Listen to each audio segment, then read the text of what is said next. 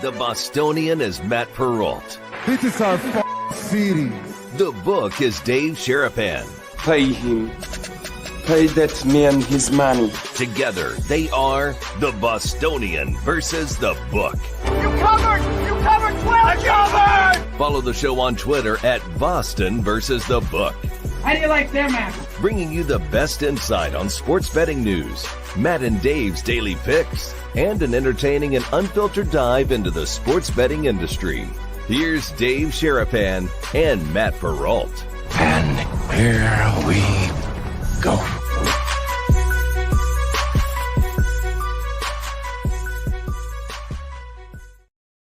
Happy Tuesday, guys. What's up? Welcome in to another episode of the Bostonian versus the Book. He's Dave Sharapan. I'm Matt Perrault. We are live on YouTube at Boston versus the Book. The same on Twitter X, replayed on SportsGrid TV and channel 159 on Sirius XM. Robert Linehan will join us later on today. We'll talk some congressional hearing on sports betting that got derailed. Could have been good. It wasn't very good. On a whole different rabbit hole, but we'll do that later on in the program. How are you, sir? Lots to get to after two games on Monday night last night. Two games Monday night. I didn't have a banana in the tailpipe. I didn't fall for a banana in the tailpipe, but I had a nail in the tire this morning. Thanks, hat tip to the wonderful people at Discount Tire. Hooked it all up. Nice. Little free plug for you there. Nice. You earned it because they got that tire out of that screw out of my tire. I almost said that was a screw job or something. I just had to pause there. That was the pause. But it's out. The tire's replaced. We're good to go. Got home. Said, what are we going to wear today? We're going to wear the Atlanta stuff because it'll be the last time we wear it after that performance. I mean, they won, but my God, I think I can put this one in the drawer that you don't open again until next football season. But it's coming down to the end, Perrault. I mean, we're on to week 16. We got all kind of questions. We got lines. We got all kind of things. Everybody's not really jockeying for a playoff spot because they're pretty much known, except for one or two. They're just jockeying for position. So, well, the AFC number 7 is still very interesting to me. Number 7 is still interesting. I mean, a bunch of options there. Four teams for one space. Colts. 4 teams in the hunt. Yeah, for one spot. And Okay. some difficult, the Washington Commanders, where they're going to be with their game against the Eagles coming up here this weekend. Yeah. There's some good games to talk about, some good games to break down, but there are some two breaking news stories here at the top to get into before we talk about what happened last night. The NBA finally released their All-Star Game format. You ready for it? I haven't seen it. Just came out. The NBA All-Star Game format will be a mini tournament featuring 4 teams. Okay. There will be 3 teams of NBA All-Stars consisting of 8 players. Okay. There will be a 4th team that will be Rising Star. There will be the Rising Stars champion when they play the Rising Stars game the day before. If that young team wins, whichever young team wins, they will advance to the next day. Each game will be played to a final target score of 40 points. Okay. The championship team will win $125,000 per player. The second place team will win $50,000 per player. Third and fourth place teams will get $25,000 per player. Man, Chuck, Shaq, and Kenny will be the GMs of the All-Star of the NBA All-Stars. okay. Candace Parker will be the GM of the Rising Stars champion. I have no idea why you need a GM for an All-Star game.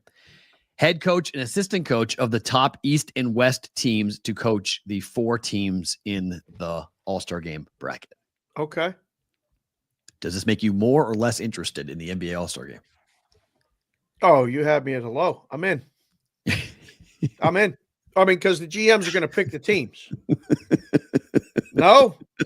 D-Stop 19, they didn't sell you on that? This is, what did he say? This is so effing dumb. My God. Ian Lights Out. Stop. Is Silver worse than Manfred? Joe? DFP? I mean. So the audience is not a fan of NBA product is trash, the juice. People are not happy with the NBA. Will it have trampolines too? The trampolines are a big hit. in between quarters and stuff. That's a big thing. Yeah. So wait, so you think that they're gonna pick, so GMs will pick the teams so we're gonna have a draft? Yes. Oh, Yeah, that's what that's for. I'd watch the draft. That'd be fun. Kenny Right. Shaq. Yeah, I'd watch the guys make okay, that's fun. I like that. Yeah, that's I'm I down. think that's Okay. what it is. Like they'll pick the teams, and then Candace gets to be the coach or the GM of the winning team of that game the night before. Which is what? Just to what's she gonna do? She can tell them go in. No, it's a Go coach's out. job. That's the coach's job. Do we have a That's head what coach? she's going to do. She's the GM. She's not the coach. GM/coach. I think it's both. They're going to be on the No, sideline. These no, guys. no, No. no, no. The top East and West Coast head coach and assistant coach, those 4 will coach the 4 teams. Oh. Candace Parker is a GM, not the coach. All right. Now that part I don't get. All Right. So It's yeah. but the draft, don't I like know. the draft idea. That's interesting. I like that. That's fun. I don't know. This thing's on life support, is it not? It is. I mean, Yeah, this well, is every now- All-Star game's an All-Star. Even the baseball All-Star game's on life support. Everything's on life support. People aren't watching. Yeah. They don't care anymore. Video games killed this. I mean, they should do an and one type game. Fine, because this was cool back in the day because All-Star games were the hypothetical. What if Superstar X played with Superstar B? What would it be like if we got the chance to watch them on the same court on the same team? Right. Video games made that a reality anytime we want. I mean, I couldn't wait to watch like Jordan play with Bird, right. Back then. And, John Stockton dish it to Magic Johnson and different things and whatever. Like, so, yeah, I don't know. D-Stout, could you imagine if Shaq, Jordan, Nash, Pippen, and Isaiah Thomas had to go up against Ant and they would get killed. D-Stout. Come on. Killed. Come not on, even bro. killed. This Can't even play half court. D-Stout. This is why people bought the Jake Paul, Mike Tyson fight. Because you forget that Father Time, you forgot that Tyson was 7 years old. Like you forget that Michael Jordan. Have you seen Michael walk lately? Michael's got a little bit of a gait to his walk. Yeah. Michael's not dunking on anybody anytime soon. I mean, everybody gets paid. The loser gets 25 dimes. Yep. It's alarming that, you win this All-Star thing, you get 125,000, which is way How about above the NBA the Cup tonight? income. It's $500,000 Well, each player you said gets tonight. 125 Yeah, but million. if you win tonight, if the winning team for the NBA Cup tonight gets $500,000 per player, Play for cash. make the guys go and play for it. Speaking of cash, Conor McGregor is going to fight Jake Paul in India in a boxing exhibition. So I saw this while I was going through, and for those of you that haven't already, please hit the like button, hit the subscribe button here on the YouTube channel. If you're watching the show on Twitter, leave a comment. That's fine. But while I was sitting there and I did the ask me any question, what would it be thing on Twitter, I felt like I wasn't sitting alone, which was kind of nice on the Twitter. It was good. I was listening to Christmas music, answering questions, and I saw this and I went, this isn't real, is it? So I'll ask you, this isn't real, is it? It's an exhibition. It's real. It's just not a professional fight. So there ain't no one in the U.S. that would have probably okayed this or do this in India. Well, the bigger problem for Conor is that Conor currently is facing a civil rape charge where he has been dropped by numerous sponsors. And the big thought was Conor. I mean, look, I thought Conor McGregor would never fight in the UFC anymore anyway. And then the Irish court came back and awarded a huge, huge amount of money to the woman who was accused him of sexual assault. And it's on a criminal proceeding. It's a civil proceeding, but it's caused him to lose a lot of endorsement. There's been a lot of questions about Conor coming back over to the United States. There's a lot of questions about Conor getting licensed there. The boys are telling us it's Logan Paul. Sorry, excuse me. It's Logan Paul. I think you're right. Jake, not Jake. Sorry. Jake fought Excuse Tyson. It's me. the brother. That was just a Freudian slip on my part. It is Logan Paul. You're right on that. Still, it's got nothing to do with the Paul brothers. I don't care. The story to me is Conor. This is not about who he's fighting. It's the fact that he's not fighting a mixed martial arts fight. He's not fighting in the UFC. He's not fighting a professional fight. He's fighting an exhibition fight. It's not in the United States. It's in India, which all leads me to believe that Conor McGregor will never fight again in the UFC. That's it. That his career is, this is an acknowledgement that his career is over in the UFC. But didn't the announcement say that this is the stepping stone to actually He's been saying, I'm fighting in the UFC. I'm fighting. He's been talking about this. He has to keep the name relevant. He has to keep himself, because look, he's trying to push liquor lines. The new beer that he has out, he has a beer line now. Now he sold off all of his interest in the whiskey company that he had. And he's in trouble. I mean, I think most people look at his brand, and even people in Ireland are getting sick of Conor McGregor. So I would be stunned if books take action on this. Stunned. I certainly wouldn't. But that doesn't mean there won't be books that will. Oh, there will 100% be books that will. There's no debating in my mind. Will you watch it? Will I watch it? I want to poll right now. I want to tell you that I want to tell you that I won't watch it, but I got a part of me that says I probably will wind up watching it. Will you watch this fight? Yes or no? It'll be 80% yes. I was such a big Conor stan. I remember I remember the first ever UFC event I ever went to was Conor McGregor's first ever debut headlining fight in the United States against Max Holloway in Boston. Conor walked into Foggy Dew with Sinead O'Connor and the Chieftains, and I spun around and went, he's coming into what? Couldn't believe the dude was coming in to that entrance song, to that song that's been that album, the Chieftains album, was a huge You were deal. in the building? In the building, yeah. And my family, and I was covering it. It was the first ever UFC event I ever covered. I was working in New Hampshire, and I covered the event in Boston, and heard about this Conor McGregor guy. And he went and beat Max Holloway, and it was an awesome fight. And I was like, this guy's going to be a superstar. Oh my gosh. And then I came to Vegas, and the first ever event I covered for the UFC in Las Vegas was the fight that was supposed to have been against Rafael dos Anjos and Conor McGregor.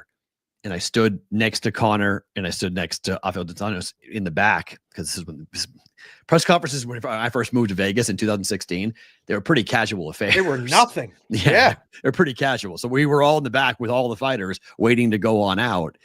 And I mean, Conor's my height, but he's way thin at the time. He's fighting at 145. He's a thin guy. He's wearing platform shoes, which is kind of funny, but he was wearing big heels, making himself look taller. Right. But it was just I thought the guy was electric. I thought he was everything you'd want in a prize fighter. Charismatic, wild, incredibly entertaining.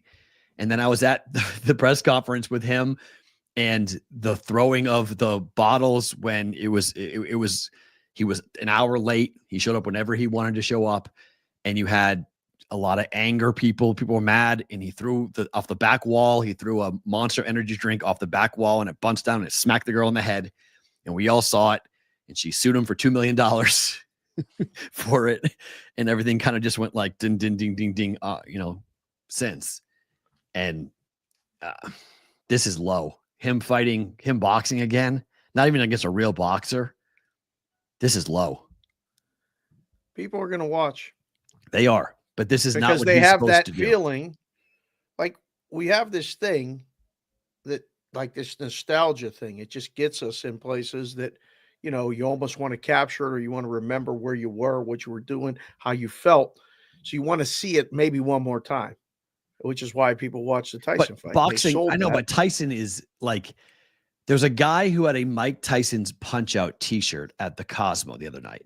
And it was Jake Paul and Mike Tyson in the Mike Tyson font, in the Punch-Out font. Mm-hmm. And I went, that's why people bought it. Like that shirt is why people bought it. That shirt probably sold thousands and thousands of copies leading into that fight, because it's a sweet looking shirt. It's what everyone our age remembers Punch-Out and how fun that game was, and how incredible Mike Tyson was. And most people who love Tyson hate Jake Paul. And there's no way that Jake Paul could beat Mike Tyson. It can't happen. How is this possible? So, yes, there is that. But Conor has never been a boxer. Conor is a mixed martial artist. He put boxing gloves on one time professionally, and he gassed out and lost in the 10th round. So, like, he didn't even get knocked out. Like it was almost like an agreement between Mayweather. Mayweather carried him for 4 rounds, and then Conor didn't go and fight at all in the first 3 rounds. So I can't wait to see, like, what weight are we fighting at? What ounce gloves are we using? Is there a knockdown rule? Yes or no? Will they drug test? Because Conor was on steroids for the Roadhouse movie. Guaranteed. Like Conor was on steroids. There's no way he was. How was not. that movie? The remake. Was it bad? I don't want to watch it. Awful. Yes. It was worse. Red 1. I thought Red 1 might have been the worst movie I saw in 2024.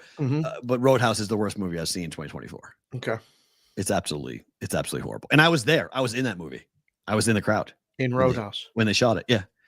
They shot scenes of Roadhouse. We were there. Was that what? Yeah. Jake Gyllenhaal. Yeah. Yeah. You said you were in it too. Yeah. We were in the crowd.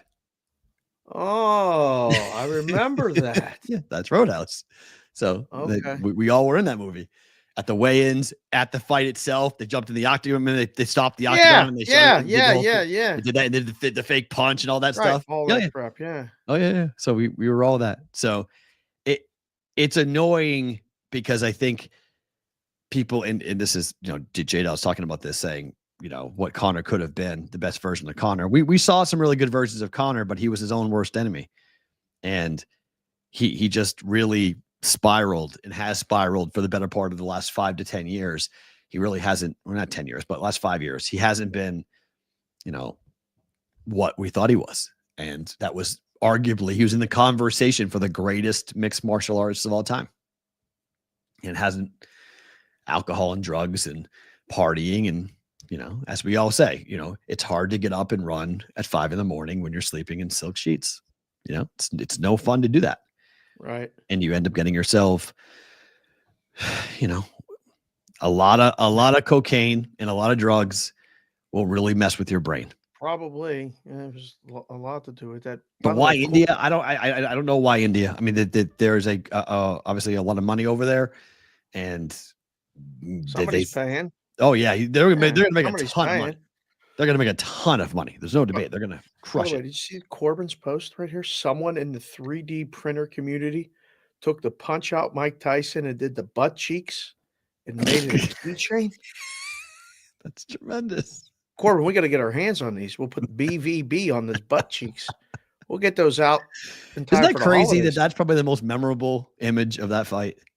Yeah. Is Mike Tyson being interviewed by his kid, kissing his kid on the lips or on the cheek, and turning around and walking away. Right, as if I almost want to do that, like for the Bettis show. Please don't, please don't. Where I'm up here and then I just turn around and please don't. Ass is hanging out. Please don't. Well, pretty funny. Politicians' asses were theoretically hanging out. Oh my gosh! Today, with the way they were talking today, We had a congressional hearing that was a Senate hearing that was about sports betting. That was supposed to be about sports betting. Instead, it turned into an attack on Charlie Baker because some guys who were going to start running for president decided to take the opportunity to grandstand and just go at something that had nothing to do with sports gambling. Nothing to do with sports gambling. Yeah, you're talking about catching strays. Yes, just all of a sudden, Charlie Baker's like, well, what's going on? I'm talking about what now? He's like, wait a minute. I thought I was here answering questions about NCAA and gambling and whether or not we should have, prop betting on college sports. That was the purpose of this, right? No, Josh Hawley from Missouri had a kind of a different opinion as to what he actually wanted to do. Robert Linehan covers this topic. He has joined us before. He is back on with us here on the Bostonian versus the Book. Robert, Matt, and Dave, great to see you again. How are you? What's up, guys? Always fun to come on the show. Great to see you, sir. Thank you for the text early this morning to give me the link. I appreciate it. You still happy I gave you the link? No. No, that was my first question is, one, how do you do this? Because you live tweeted the whole thing and you sat there and watched it and heard what they said. But I don't do that often. When I do, my takeaway number one was that got off the rails, didn't it? Guys, that's an easy one. That was an easy one to cover compared with some of the other legislative meetings. I mean, the all-time, and anyone that covers the industry will tell you, the all-time worst meetings to have to cover were the Massachusetts Gaming Commission licensing hearings for FanDuel, DraftKings. I mean, those meetings went on, and this is not an exaggeration. Those meetings would go on for more than 12 hours. So I'd be worried. It was, and this would be over the span of several days, and they were brutal to do. So, hey, look, I'll take a Senate Judiciary Committee hearing meeting that is a tight hour and 45 minutes. It had some highlights. It had some fireworks. You guys mentioned Noah Hawley from Missouri, who really he and Senator Kennedy from Louisiana really kind of tried to hijack the whole thing to make it about transgender athletes, which, hey, look, if you've ever seen a committee or heard a committee hearing before, the tangents are nuts for these things. But yeah, it was interesting, to say the least. I don't know what's going to come of it, but it was interesting at least. Yeah, but Robert, I mean, that's what I got frustrated because what Josh Hawley did, and Kennedy for that matter as well from Louisiana. We're there to talk about sports gambling, and I thought there was some interesting things that were starting to percolate with the conversation, and then it just went down this road that didn't have anything to do with why we were there to have the conversation. But before that happened, what were some of the takeaways that you had from the actual sports betting conversations? Because it sounds like the NCAA is now really serious about trying to get congressional involvement into prop betting and for the U.S. government to ban it. Sure. I mean, the NCAA and Charlie Baker for the last year have really, really tried, and they've been on this crusade to have states prohibit NCAA player prop bets. I believe Baker said today that only 19 states right now still offer these prop bets. Within the last year, you had Ohio, Maryland, and I believe Louisiana all prohibit bets on specific player props. Baker, the NCAA has put out a couple reports recently that just show the extent of the harassment that these student athletes get from sports bettors online, in person. It's pretty brutal when you read some of the reports and just the crap that they get on a daily basis for not hitting, a potential prop, or, hitting a shot that covers a spread or, doesn't cover a spread. It is brutal. So I do see his point. He basically thinks that, hey, look, you take out the prop bet potential, you could potentially see a decrease in this, harassment from sports bettors. But here's the thing. In Ohio, when Ohio prohibited, these types of bets, a report came out that showed that only 3% of the total handle is NCAA player props. It's not a big market. You especially could see that when all the operators were like, oh yeah, we applaud the decision to ban this. We do anything for responsible gaming. We want to make sure that our student athletes are protected. When, of course they're in favor of it because it's good optically for them. They can applaud something that's not going to hurt their bottom line. So you asked Matt, what could come out of this? I could absolutely see a big federal push to ban player prop bets, NCAA player prop bets in 2025, which probably wouldn't take place until 2026. I could see that being something that comes out of this. You saw a lot of mentions of the Safe Bet Act, Senator Blumenthal's Safe Bet Act, which would impose quite a few federal regulations on states that states would have to comply with before they could re-engage in sports betting. I can't see that happening. I really don't. I mean, Senator Blumenthal has tried to pass some of these overarching federal bills in the past, and they've really gone nowhere. So I mean, I can't see too much coming out of this meeting. There are definitely going to be continued discussions in 2025, continued congressional discussions, maybe a couple more hearings. but I just don't see a whole lot of tangible solutions Results. that come out Yeah. of that. The results and solutions are two different things. The discussions are one. I can tell you this: the college prop betting is less than 3%. The books are like, yeah, take it away. That's fine. Like it Exactly. literally, it's not a big deal. I think part of the message, though, like they keep focusing on, well, what the athletes hear. And like someone even said that, athletes, college athletes, because they live on campus and they go to class with fellow students, are much more accessible than pro athletes who have bodyguards around them or just go to and from the games and then they control their own social media and they're grown-ups. They disguise that and then kind of talk about the responsible gambling or the responsible gaming aspect of all this too. It's two different things. Like promoting and going after people more that lose and, are more prone to having money and doing it is a reason why you shouldn't kind of promote it as much as you do.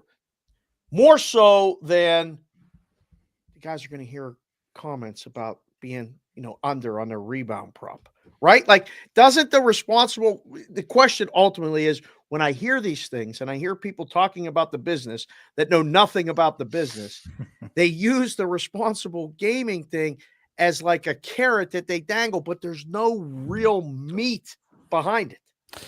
Yeah, I will say that this hearing, out of a lot of governmental hearings and committee meetings that I've covered, I would say that most of the people that talked today were fairly knowledgeable of sports betting. I mean, you didn't have, you'd be amazed at some of the state committee hearings, that involve sports betting bills where people don't know what prop bets are, or they don't know what parlays are, or, they're just parroting some piece of information that's proved to be untrue 1,000 different ways, to prop up or to put down a bill.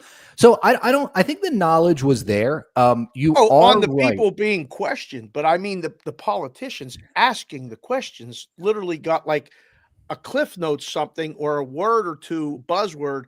They didn't do the actual work. And I mean, Keith White is great. I mean, he's been around forever. Sure. And, talking about the abuses of gambling and, Charlie Baker's in charge of the NCAA. I mean, he's there. The people that were being asked the questions, they were definitely, had some depth of knowledge, but I'm talking about the people asking the questions. Well, I guess the floor is so low for me when it comes to these things that I was a little more impressed with the questions, but you are correct in that there is a bigger problem in the industry, and especially when you talk about responsible gaming and, you mentioned some of the VIP hosts and, hey, look, why do losing bettors, get all these offers and winning bettors get limited? That was touched on very briefly in the meeting today. One of the senators brought it up. Nobody answered his question, but he did touch on, hey, look, why is this happening? Isn't this the bigger problem where, you get this vulnerable population of sports bettors who are exhibiting problem gaming behaviors? And hey, look, they're the ones that are getting approached by VIP hosts. They're the ones that are getting into these VIP programs. They're the ones that are getting the offers, getting the free merch, getting the free tickets. And they're the ones that are being, encouraged to bet, when on the other side, people that are winning, people that are actually making money, hey, you're out of here. You're not a VIP anymore. You don't get these offers because you take us for too much money. I mean, that's a big, I know a guy who wrote an article about that. Do you know that guy? Well, yeah, there was a pretty good article that came out a couple weeks ago that talked about VIP. Who wrote that? Where do you find that? I think you can find that at Sports Betting Dime, and maybe on my Twitter feed or X feed, whatever the hell it's called. You did a hell of a job with that article. Did you learn anything with that article? I mean, look, we all know it's not a new thing that sports operators will limit you if you win money, and you'll get your VIP status basically taken away if you win too much money. I will say it was interesting to see actually some of the text messages from VIP hosts where they really try to entice someone that's on a losing streak to deposit more money. I mean, I heard from one of the sources in that article, and this is not a big secret, and none of the operators will really cop to this, but it's true that some of the VIP hosts are compensated in bonuses for how much money their clients will deposit on a monthly basis. So if you get somebody on the hook that's depositing, look, you're going to make more money, and you're going to take advantage of that. That was surprising just to see some of the actual real-time text, seeing some reasons as to why operators will strip you of VIP status. There's a lot of analytics talk in there, which is basically, hey, look, you're winning too much money. You didn't qualify for any bonuses, or you're winning so much money, we're stripping you of your VIP status and we're limiting you to $5, to bet on a platform. So that was definitely surprising just to see how some of that happens and to actually see how this is relayed to some of the users. But getting back to the hearing, I do think one of the senators said that there could be a task force that is created in 2025 to maybe come up with a list of regulatory compliances that each state needs to make sure that they're in line with to offer sports betting. I definitely think that could be a possibility. I don't know if you guys had the same feeling as I did, but I definitely think everyone coming into this today already had a preconceived notion of sports betting. Their opinions weren't swayed whatsoever by, the witnesses today. I think it was more than a shame that there wasn't somebody, or there wasn't a witness from the industry that was represented. AGA is mad about that, right? The AGA sent out a statement afterwards basically saying, hey, how could you have this whole hearing and not invite someone from the industry to defend themselves? I don't think that was right. The closest you had was David Rebuck, the New Jersey legend that really stood his ground for the states and said it's the states and the tribal government's rights to regulate sports betting how they see fit.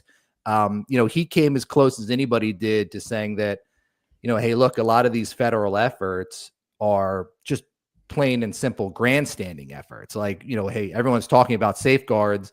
Everyone's talking about, guard and guardrails for sports bettors. But, the states are already doing this. They're in agreement. Like, there are things on the book to try and give people the tools to help themselves. But just, what can you do? I mean, I don't know. The Safe Bet Act is this grand piece of legislation that seems, like it could offer some solutions. But what are states doing right now that is not included in that act? I mean, that was basically Rebuck's point, and I tend to agree with him on that. Do you think because of it's convoluted and very complicated if they start getting involved with federal laws involving sports betting, because of the fact that we obviously have made this a states' rights issue, and we can't really get involved with tax rates. We can't get involved with regulation or licensing fees. All those things are done at the state level now, not at the federal level. Is there an appetite to get something done in 25 in your mind in the country? Because these people work for us technically. Does the country want it? Do they want something of a federal, if it's just college prop betting or just something to say they did something, they passed something for sports gambling in 25? I'd say some of the responsible gaming experts would want something federally. I thought Harry Levant, he's very well spoken. I thought he made some great points today about, states are doing some things to help curtail this, but it is, you can't really argue the fact that sports betting advertising is almost out of control with some of these. You can't turn on an event without seeing just be bombarded with sports betting ads and, the latest same game parlay offer, things like that. What I could see happening, I don't think there is a lot of appetite for this overarching federal bill or limitation on every single state that's getting into sports betting. I think you may be able to sort of pick and choose a couple things from the Safe Bet Act. Like I said, maybe an act on, maybe sort of design some sports betting advertisements on the way Canada does things, where you can, limit the times where you see these ads, or you can limit celebrity endorsements, something of that nature. Also, Harry Levant, Dr. Levant, touched on the use of AI. That's something that I think you could absolutely see the federal government stepping into, putting some limitations on how AI is used to sort of make these custom bets or custom offers for each customer, especially customers that may be exhibiting problem gambling behaviors, to sort of entice them to bet more. You could potentially see some limitations on that.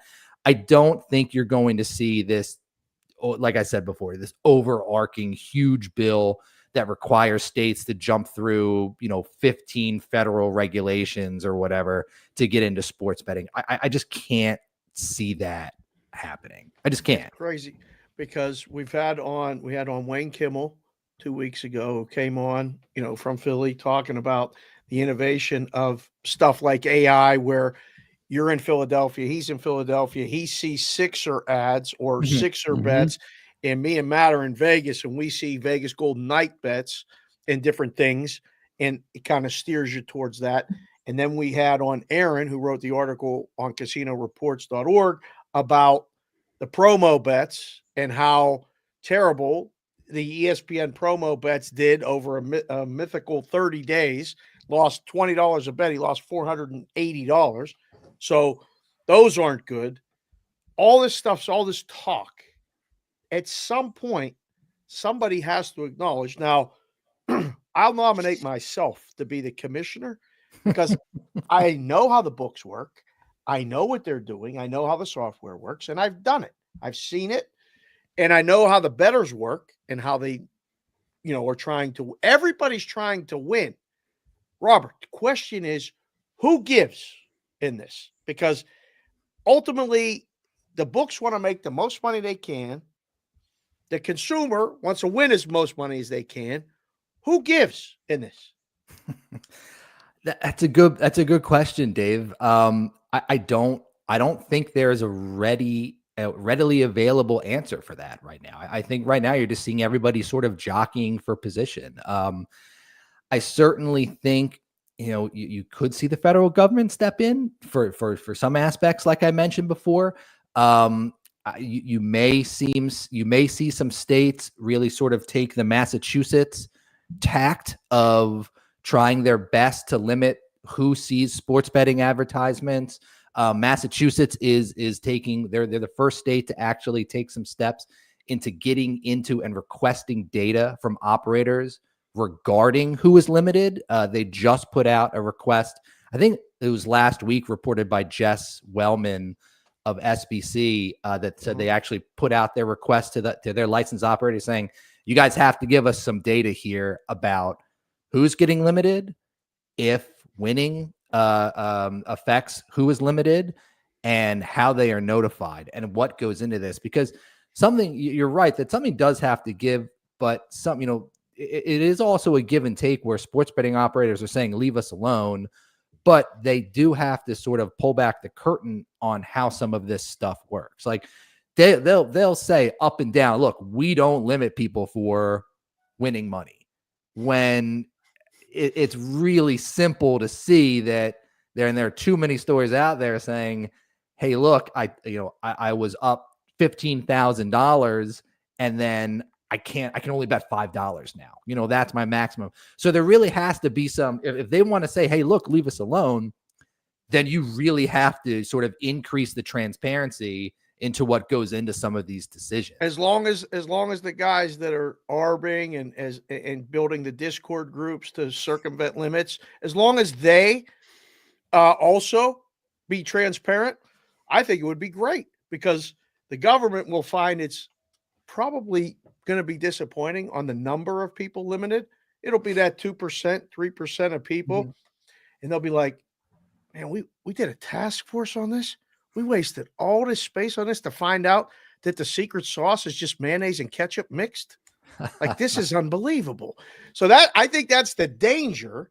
Now, the ultimate goal is to have competition and have more options and a better product. would federal oversight basically limit like the number of operators?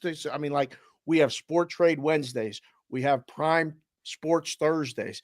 These are little guys trying to get just a piece of the pie.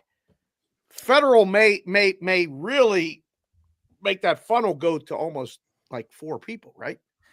Yeah, I mean that's the danger, right? I mean, the second the federal government starts, dipping their toes into this, what's going to happen to some of those smaller operators that, like a Prime Sports, for example, that, hey, look, they say we're not limiting people. Everyone gets the same limits. Everyone's able to bet the maximum amount. They're not really competing with DraftKings and FanDuel. But if these regulations come along that require them to jump through some hoops or do some things that, may be difficult for them to do because they're such a minor operator, maybe it's just not worth it for them. I think stymieing competition, stymieing the industry for something like this would be a big mistake by the federal government. I think you're also right, Dave, in your point that I think when the data does come out on who is limited in Massachusetts, I think people are going to see that it is a very small amount of people. But what is going to be interesting is to see the data on why those people were limited. If actually, if it is proven that, hey, look, we limited you because you won too much money with this, when all along you said it was just because, I covered those meetings where they said up and down, we don't limit people that win money.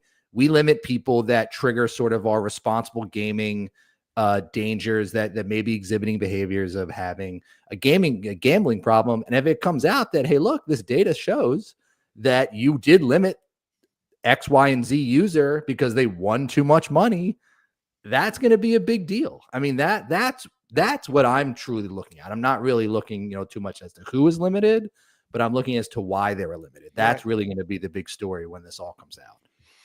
Robert, last one from me. I think we are, on our show, we try to talk about the truth. We talk about what's happening in the industry and tell people like the reality of what things may not be what people are talking about in other spaces, but we're trying to say the truth as to what's going on.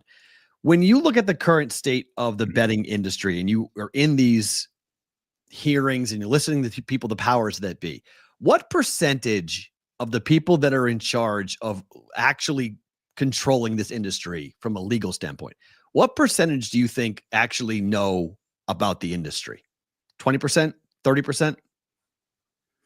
In terms of like really understand what sports gambling really is. I mean, in the government, are you talking about government leaders or government leaders? Yeah, the people who are actually in charge of the ones passing the laws on a state-by-state basis, not the commissions, not the gambling commissions, not the people who are there. The people that actually are passing laws either on the federal, regional, or local level that are in charge of this industry. Well, look, the people that craft the bills, they obviously know a decent amount of what they're talking about. But then you do have, dozens upon dozens of House of Representative members, senators that are, basically deciding the fate of these bills that have absolutely no knowledge of sports betting whatsoever. I mean, I wish I could think off the top of my head of just some of the, discussions and debates on these votes, but you get a lot of people. I bring it up because of what Hawley did today to bring it back full circle, because his state just went through an incredibly contentious, razor thin margin to pass legalized sports betting. And rather than do something for his constituents that may actually help them in the sports betting determination and what happens with the betting in his state, he decides to turn it into something that has absolutely nothing, because I think he doesn't know. I think he's used to being the smartest guy in the room, and his questioning was going to be very sophomoric and basic. And so why not change the whole thing and hijack the whole thing? Because now I can talk about a social topic that's got nothing to do with my lack of knowledge. I can't speak for why he talked about that, but I think your theory does have some merit to it. I think a lot of that was a dog and pony show where, people just hadn't talked, just wanted to sort of get their opinions out on something that really had talking about transgender athletes in the NCAA is such a nuanced topic that you're not going to solve anything in the 5 minutes that you have of a sports betting committee hearing to really get into this. And I did mention that, on X or whatever, that it is Missouri's brand. It is a Missouri politician's brand to completely derail sports betting talk with something that has absolutely nothing to do with sports betting. That's the last 3 years of Missouri sports betting legislation discussions in a nutshell, where one person derails the entire conversation for individual or for just something that they believe in. You had it with Denny Haskins the last couple of years, and the VLT issue, that really delayed sports betting in Missouri for that long. You had it today. It was.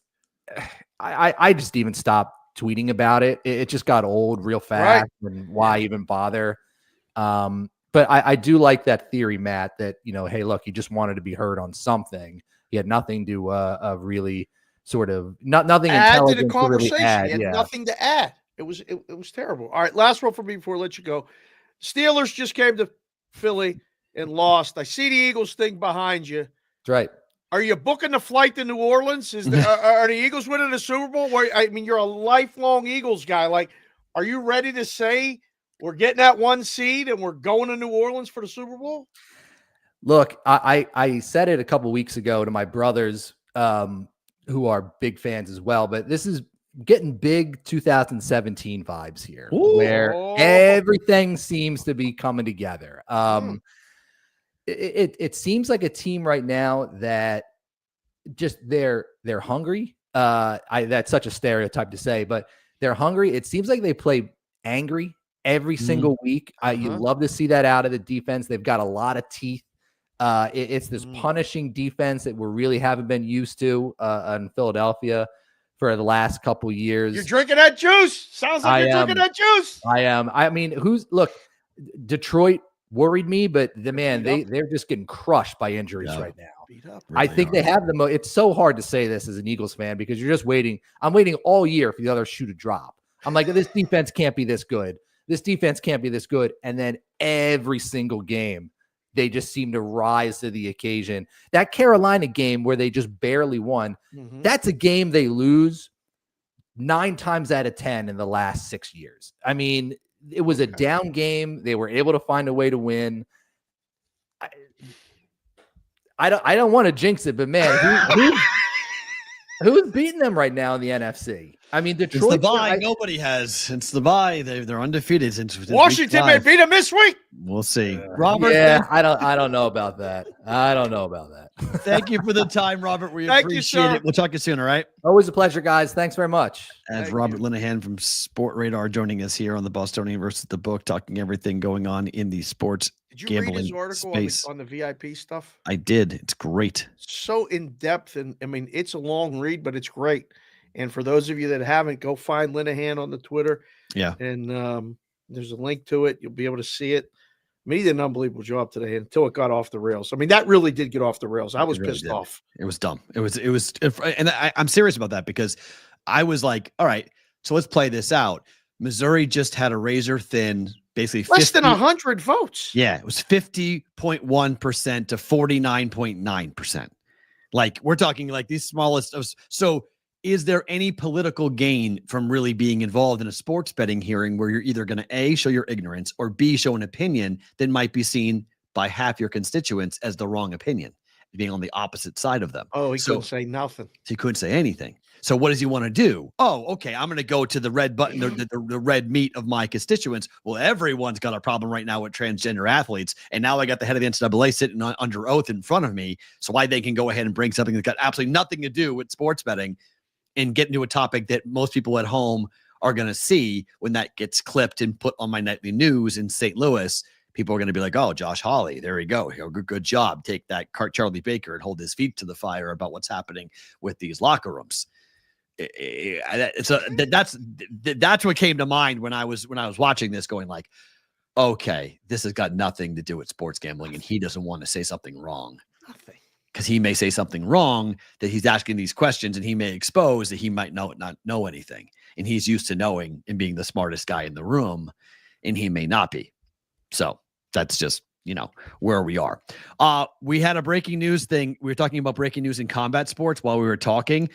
This is not going to actually count, but you know that Usyk fights Fury this weekend in their rematch, right? Where? Overseas, Saudi Arabia. What time? Middle of the afternoon, I believe. On Saturday? Yeah. As if there's not enough going on Saturday. Right. I wanted to watch this fight. Oh yeah, me too. I'm watching this fight. I go 100% clearing whatever I'm doing football to watch this fight. This fight's awesome. This fight is tremendous. So Usyk won it the first time because he's the better boxer, and Fury looked a bit washed. But they made the announcement during the interview with Robert that there's going to be an AI judge for this fight. For the first time ever, there's going to be an artificial intelligence judge scoring every round. I'm so many things are coming in my head right now. I have a feeling I'm going to be that guy that when my kids are telling me that, hey, AI is going to take care of this, I'm going to be like, you know what? You're all full of, you know what? I'm trying to save Will some work today and not say it, but that is some crap. Really? But, well, no, I wanted to try it, and I'm glad it's not part of the final this is score. so funny because you're so pro for baseball. You want all the robots involved. Well, the strike zone is, I know what the strike zone is. Well, we can but make the strike zone. I know. How is an AI judge going to determine that because the AI judge is not going to be the power of a punch? Sure. Yes. An AI judge. It's just going to be a number. Bip, bip, bip. I could do this 100 times, and they're going to go, oh, we hit him 100 times. Give him the I round. disagree. An AI judge can sit there and tell you about damage. An AI judge can talk about speed of the punch, the number of punches landed, number of body shots landed. An AI could do all that. Absolutely, AI can do this. God, okay. So this is the first time they're ever going to have an AI judge that's going to have it be publicized, where we're going to find out what the AI judge is going to put out. So like it doesn't count. Letterer without the voice. This is great. It's just like exactly yes. It's just somebody else monitoring the fight, and you can say, "Oh wow, an AI card had it for Usman or sorry, for Usyk, or the AI judge had it for Fury, and it might have been the one that swings." It's just interesting because I was curious your angle on it. Because if you're anti this, but you're so pro for baseball to have this, because I'm the other side. I'm pro this, but I'm anti strike zone robot umpire.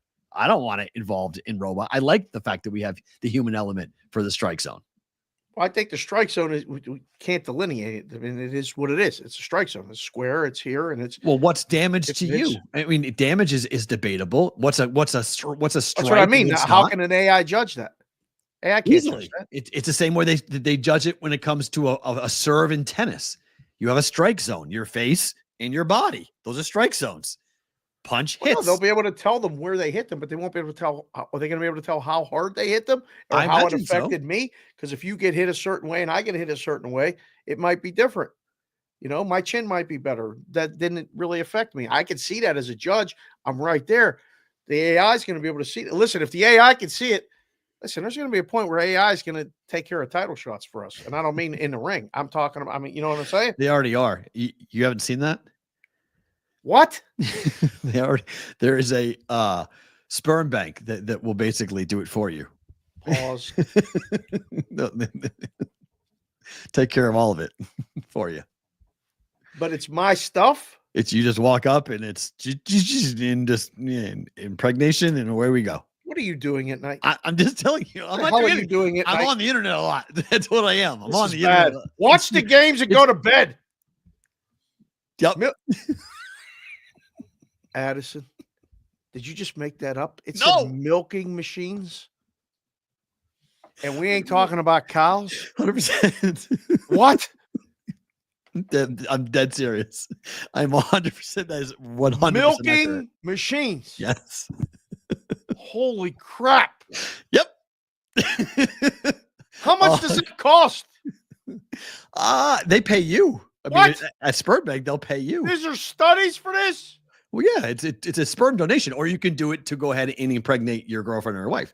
If you're having trouble, becoming pregnant, and you feel awkward about doing the task yourself in a doctor's office, there's things that will do it for you. It's free, Addison? Oh, sure. It's Spur Bank. That's absolutely 100%. That the Spur Bank, they want you to come and deposit. Well, no, I mean, they've existed now for a long time, the Correct. sperm banks. You go do a deposit. Yeah, and but there's a machine now where it's like an ATM. You just go in there and you ain't got to do nothing. 100%. Oh, we're never getting off late night, but just holy saying. Crap. Just saying it's I possible. can't wait I'm going to ask the kids about this. Oh, the kids will have no idea about this. My wife it's will. Literally a come and go. Yes, it's yes, 100%. How could they change the name of that? Can you imagine? It's too good. It's phenomenal. All right, back to football. The Falcons hung on to beat the Raiders last night, 15-9. Kirk Cousins looked awful last night. Awful. When does Michael Penix start? I don't know. I listened to Raheem after the game, the coach. Yep. And I thought he's trying to find a way to let this happen.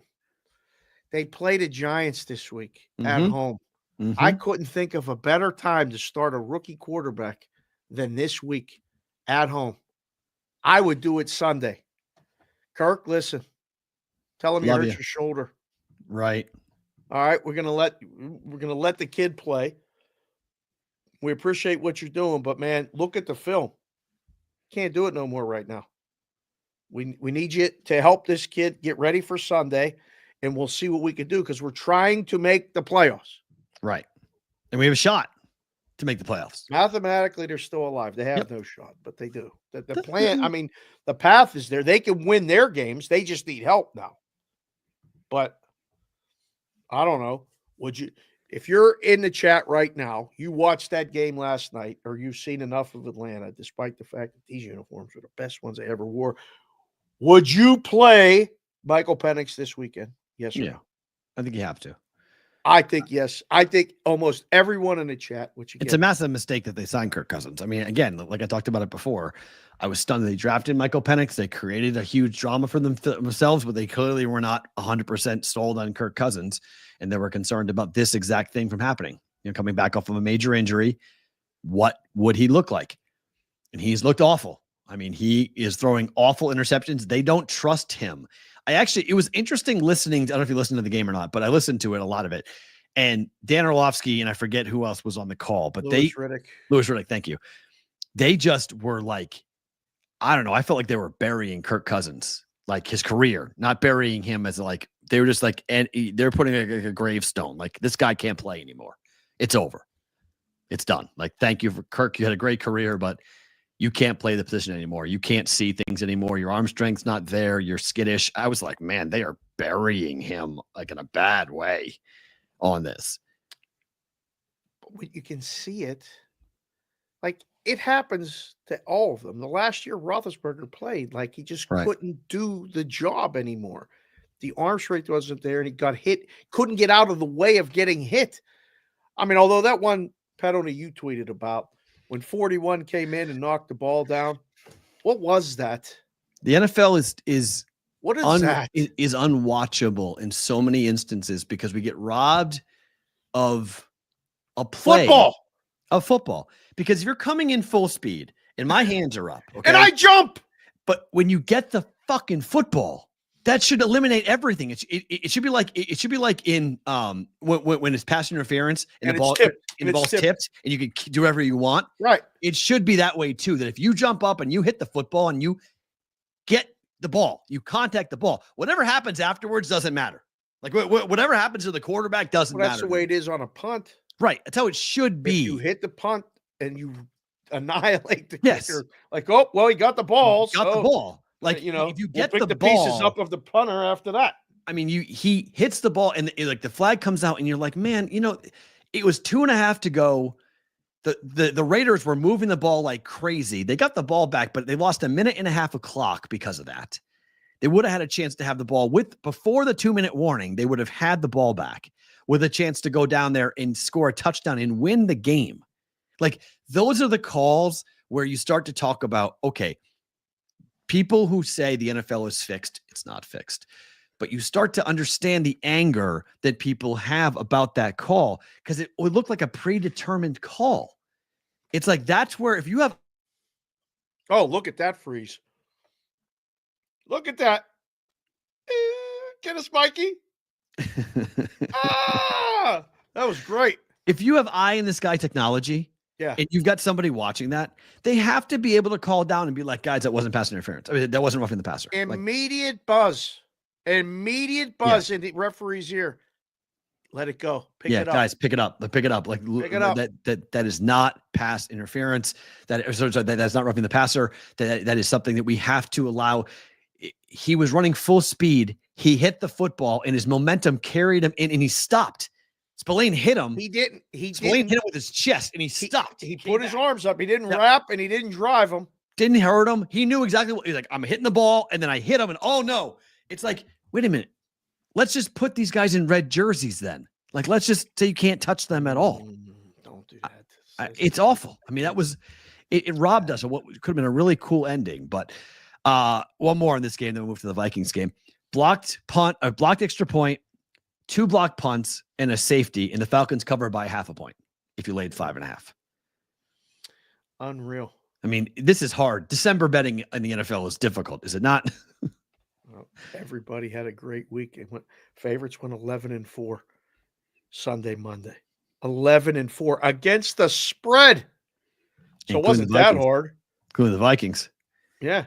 Books got taken, carried out. Fred and Butchie likes to Our say. friend Dave Mason down south got me this morning. The first thing. Waving a white flag. First thing I saw this morning when I opened up Twitter X, and it's a Dave Mason tweet. Second worst day in the history of his sports book offshore. Yep. Second worst day ever. It just all rolled. Whatever happened Sunday just rolled into Monday, and you just needed a split. One of the dogs to win would have been great. Mm-hmm. And neither dog won. Neither dog covered. I don't know. I saw a first down in the Minnesota game that was called not a first down. Correct. Yep. And immediately upstairs, within 5 seconds, they're like, and the announcer goes, oh, because we saw it watching it. We're like, wait, he reached around. He definitely got a first down there. How could they spot not an Emerson that ball? reach around, but an actual reach around? Yes. Exactly. Yeah. Speaking of Emerson, he texted me just like a minute ago. I told him we're doing the show now. You don't understand. Not good with the time, it's Emerson. No. But they immediately, there was no pause. There was no commercial. There was no fake official in the book or in the booth. I mean, like they go, oh, I don't know. I mean, first down. It's a first down. You move it up 2 yards. He went out at the 31, not the 29. Let's go. You got to just go, okay, that's not a penalty. Like they did it in that game. Yep. I agree. It's only certain situations can you do that. Really? Why? Why are we limiting that? I don't understand that at all. I mean, it makes no sense. Get the call right, period. Get the call right. Period. I don't care how you get the call right. Get the damn call right, period. How good are the Vikings? The Bears. They're 12-2. Where the Falcons. Lions have the tiebreaker, but week 18, are we going down to the final end here? Or week 18 is going to be for the division?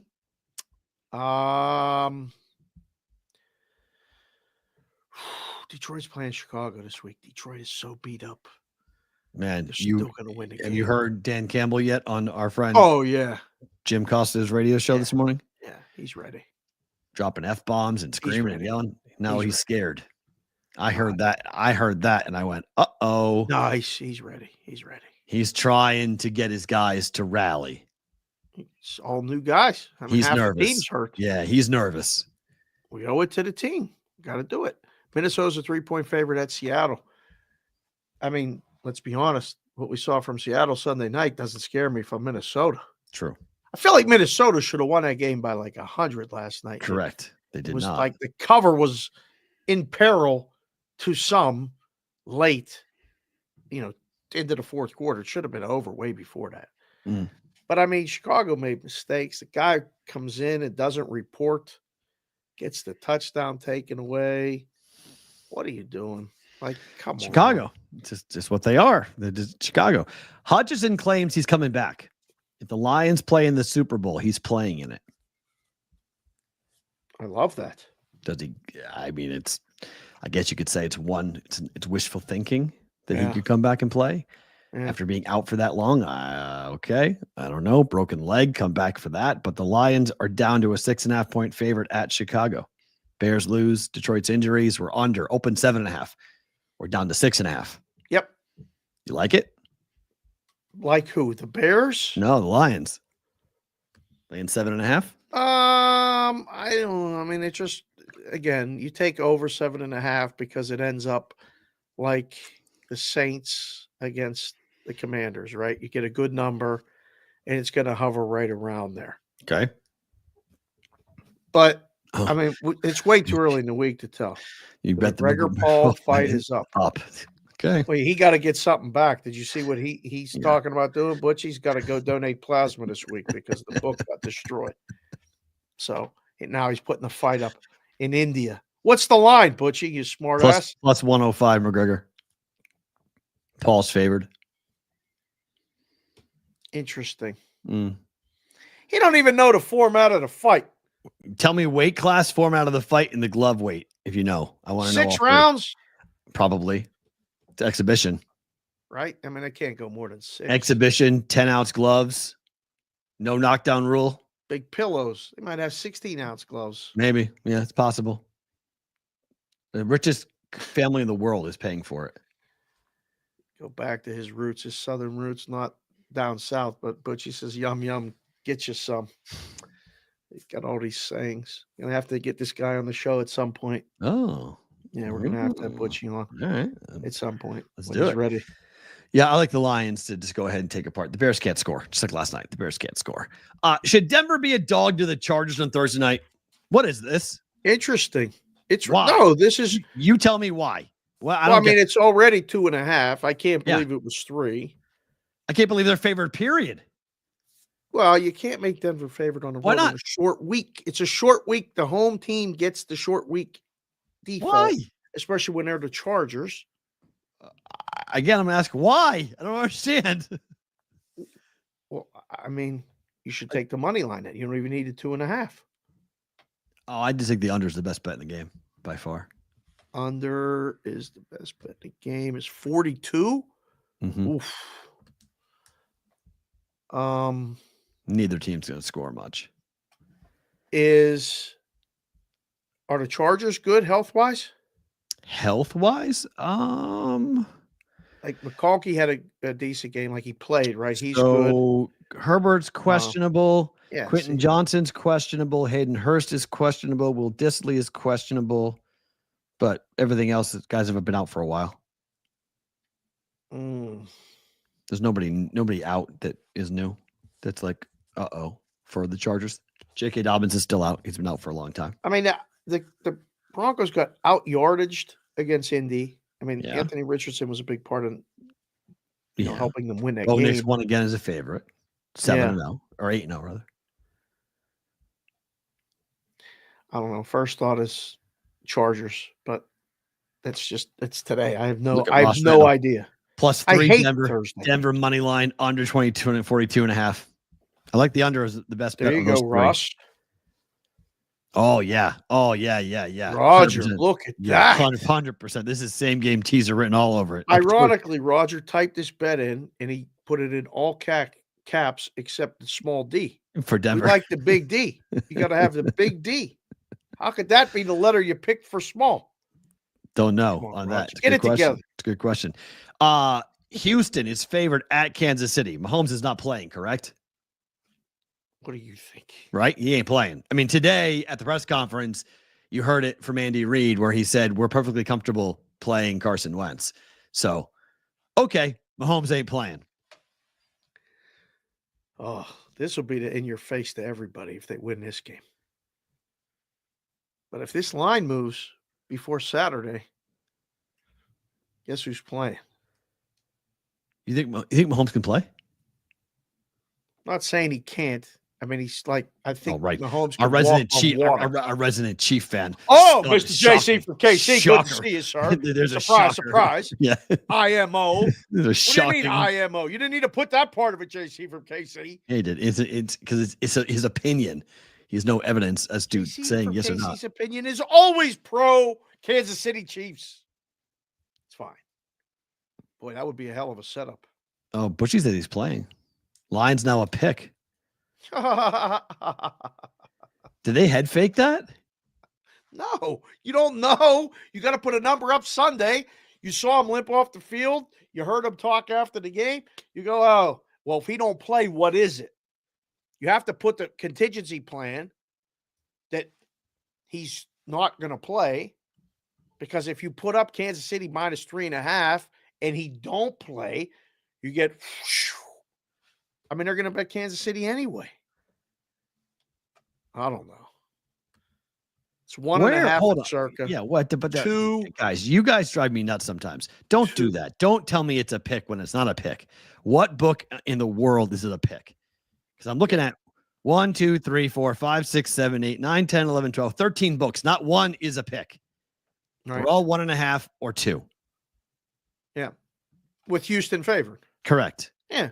So there's no pick 'em anywhere where you're seeing a pick. So that's interesting. I lied. I'm sorry. I take it back. I apologize. There is one book offshore. There's an offshore. There's an offshore book. No book in America has this, but there is one offshore book that's at a pick. So just one, but it's offshore. Well, there's Cheshire Cat. Good to see you. I'm always going to play Kansas City at plus money. You and everybody else. That makes perfect sense. I don't think that's a bad play based on what's happening. Who? BOL, Butchie. Oh, okay. Is that pick? Pick him. Yeah.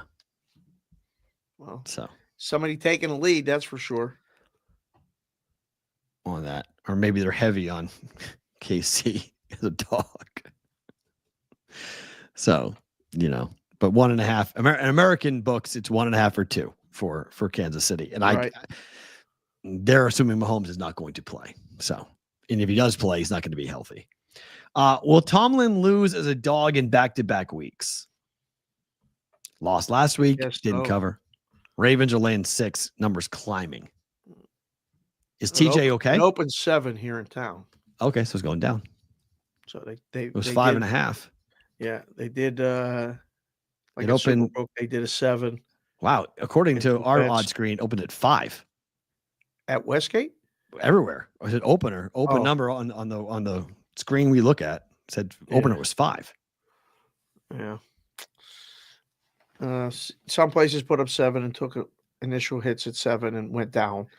Because, I mean, I just got a text from Dr. Greg before the show started. Literally, it was trying to get the thing going. And he said, how in the hell, what am I looking at? The Ravens and the Steelers have been 3 for 20 years. TJ Watt. He said, I can't. Yeah. That's TJ Watt to me. Yeah, because we know what the Steelers are without TJ Watt, and we know what the Steelers are with TJ Watt. And when he's not on the field, they're not the same team.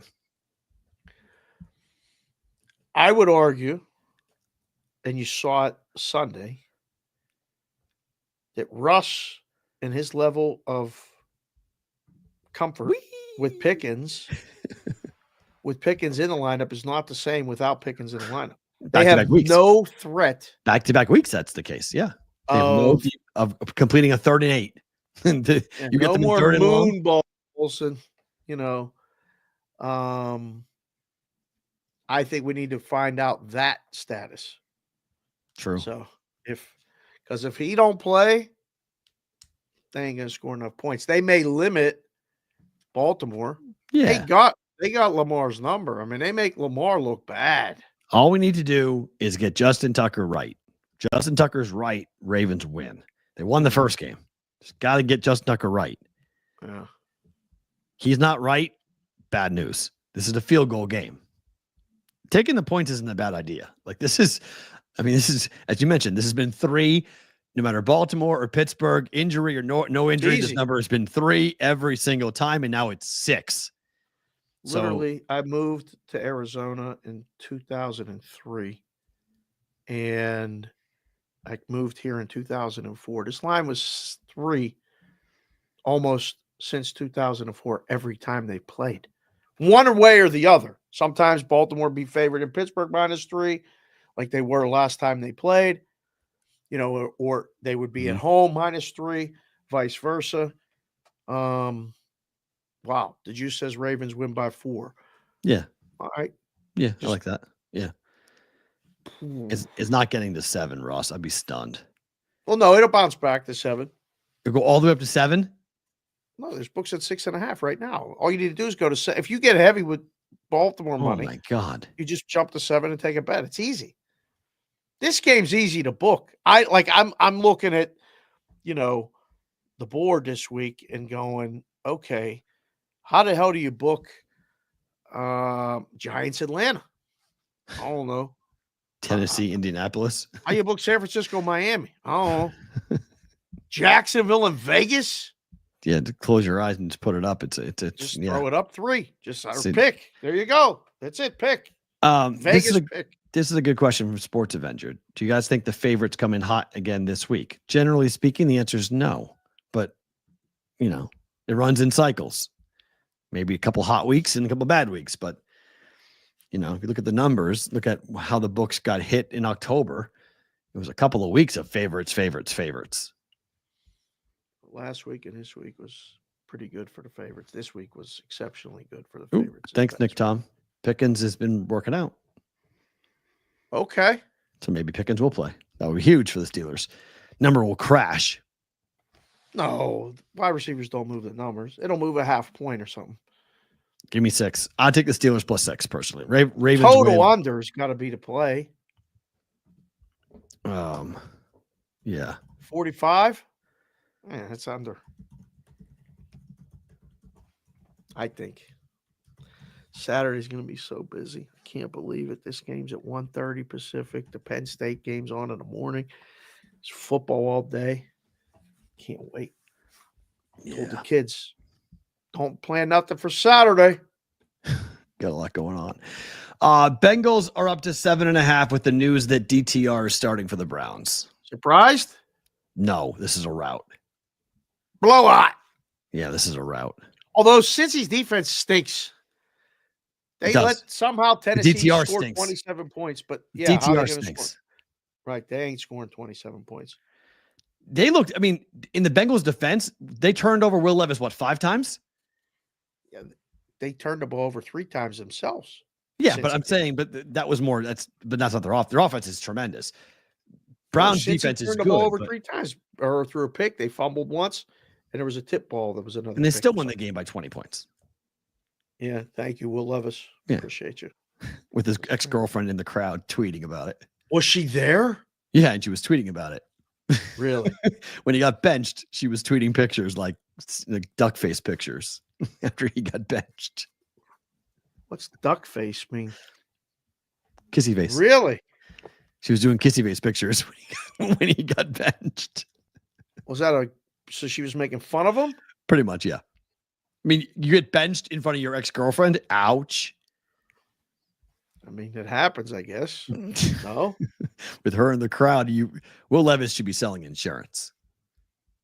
Will Levis It's should not not an easy job. he should not be playing quarterback in the NFL. He needs to be doing something else. Mm. I forgot about that. I meant to mention that on the other podcast. That the Titans under came in. He sells mayo. Yes, he does sell mayo. Yes. Pause. He sells mayo. That's what he does.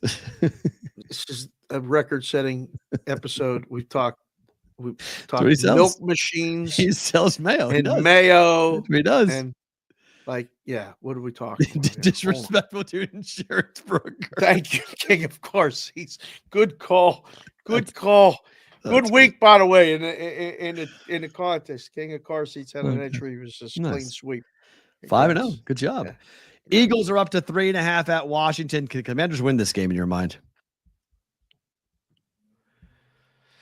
I mean, you heard Linehan. He didn't want to say it out loud, but everything is just going too smooth, isn't it? Like it's just going At too 3, I like smooth.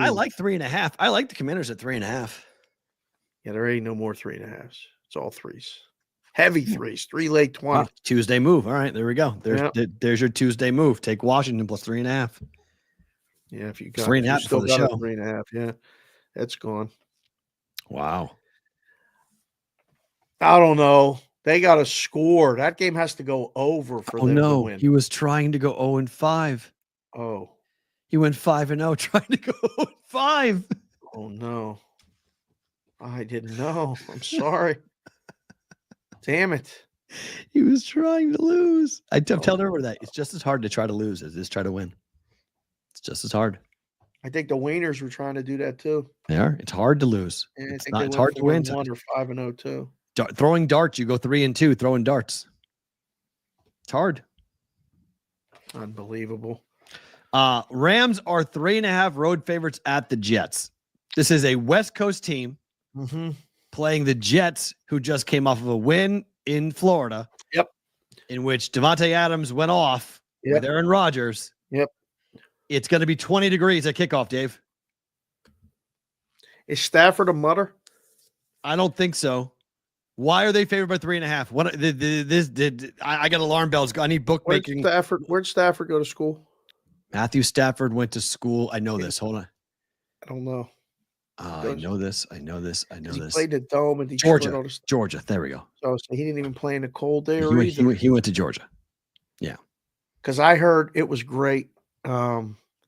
Listening to Troy Aikman yesterday at one point go, I couldn't throw a wet ball. If I heard that it was going to rain during the game, I would get sick before the game. He goes, if I would have done my workout in the rain, I would have been a free agent signing. But I did my workout in California in perfect conditions, and I could throw the ball. But when it was wet, I couldn't throw it. Wow. And he said it out loud, and I was like, there's certain guys that are like this. I'm not saying that Stafford is, but this is all weather. We gotta see what the conditions are for this, because the Rams just played in crap in San Francisco and eked by with a 12-6 win. It might be ugly again against the Jets, something like that. What's the total in that game? 40? Oh, 46. What? Guess it's going to be nice. That's an under. But that's a game where I don't understand how the Rams are that big of a favorite. I know they're playing for more than the Jets are. I get all that, but the Jets are at home in weather. Oh, my. Ask the chat right now. 3.5? Give the boys and girls a poll right now. It's -3 now. There's no more 3.5s. Oh, God. Let's say Rams Tuesday -3. move. Rams -3. Well, South Point still has 3.5 because he don't want to go to 3. Okay. Rams -3, Jets +3. Tuesday impression on the BVB. What is your first thought? Get in the chat and vote. If you're watching the show live, push a button. Whether you're trying to win or you're trying to lose. Sorry, King of Car Seats.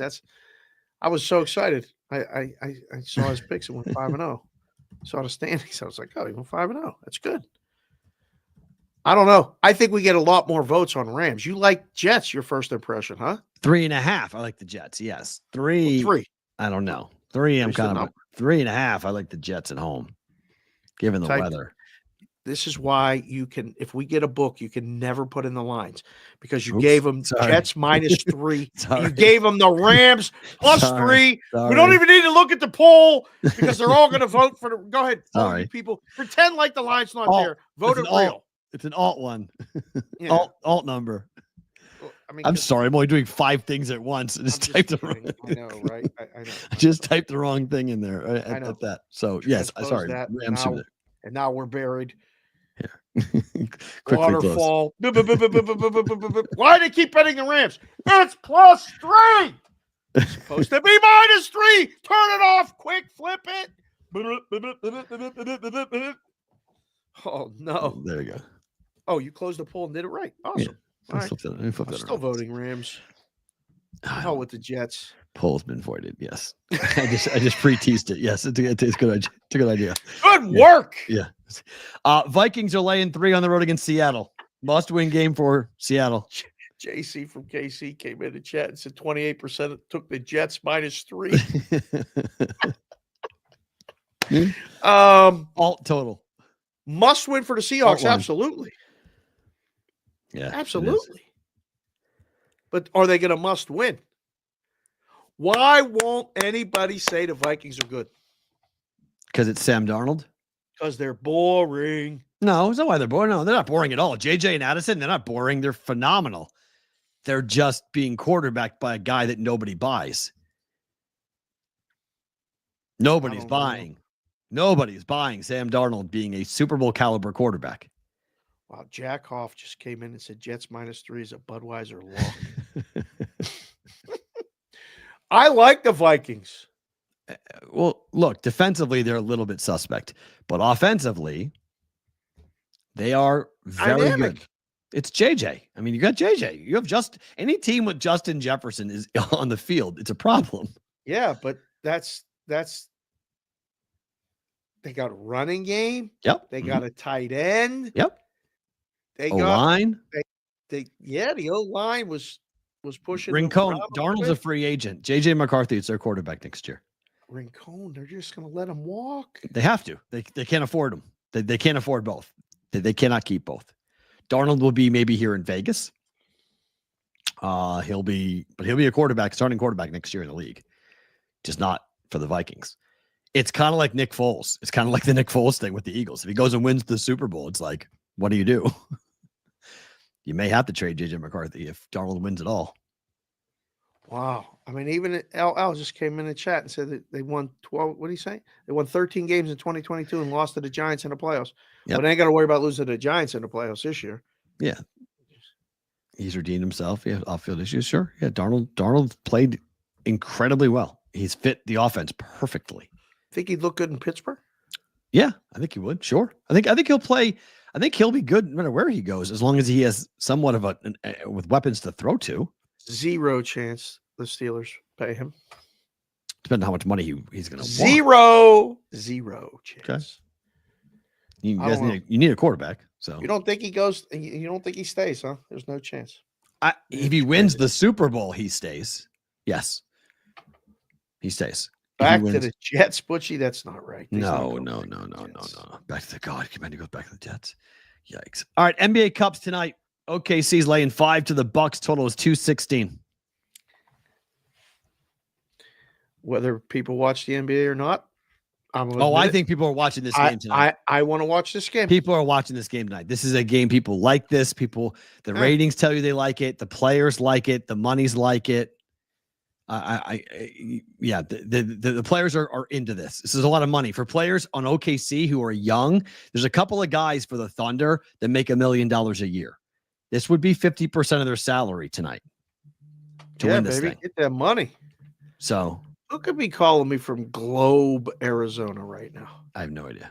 Why would you call me right now? I'm doing the show. Don't know.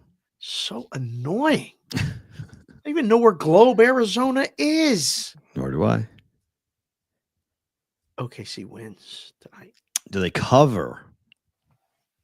5's good. If you you can find 4.5 right now if you're watching the show, listening to the show anywhere. Globe is a dump. Oh, okay. Calling you outside of Phoenix. Outside of Phoenix. The dump. Okay. Oh, you think it's a car warranty call, Butchie? Probably right. Oh, probably right. Yeah. Yeah. I love when they call and I answer that and I go, I don't have a car. Take me off the list. I ride the bus.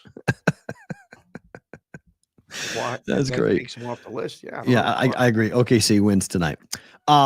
Couple of college basketball news and notes. Did you know this, that the SEC is becoming an absolute basketball powerhouse? It's fun to see. So the SEC has 5 of the top 7 teams in the AP poll. They have more undefeated teams, 4, than the rest of Division I combined. JC from Casey, I'm sorry. Got me. Just looked out of the chat. He said, well, that's Will Levis selling you insurance. Calling me up on the phone. That's not right.